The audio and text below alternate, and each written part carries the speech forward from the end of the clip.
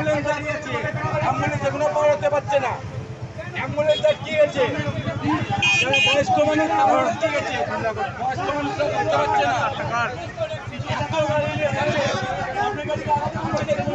সাধারণ মানুষ কি ভোট দিতে পারবে না? সোমবার বহরমপুর কেন্দ্রে লোকসভা নির্বাচন, আর নির্বাচনের দিন সকাল থেকেই বহরমপুর শহরের বিভিন্ন বুথে ঘুরছিলেন বহরমপুর কেন্দ্রের কংগ্রেস প্রার্থী অধীর চৌধুরী। এই দিন দুপুর প্রায় 12টা নাগাদ বহরমপুরের জিটিআই স্কুলে এসে পৌঁছান অধীর চৌধুরী। সেখানেই স্থানীয় তৃণমূল কাউন্সিলের উপস্থিতিতে অধীর চৌধুরীকে বিক্ষোভ দেখান স্থানীয়রা। তাদের অভিযোগ, প্রচুর পরিমাণ গাড়ি নিয়ে অধীর চৌধুরী ঘোরাঘুরি করায় রাস্তায় জ্যামের সৃষ্টি হচ্ছে।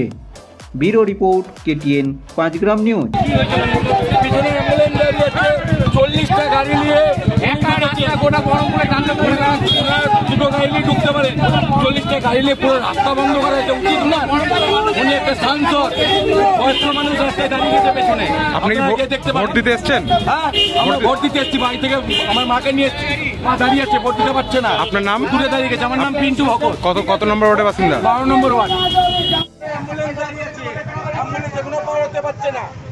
অ্যাম্বুলেন্স কি গেছে, বয়স্ক মানুষ কি গেছে, বয়স্ক মানুষরা করতে পারছে না। সাধারণ মানুষ কি ভোট দিতে পারবে না?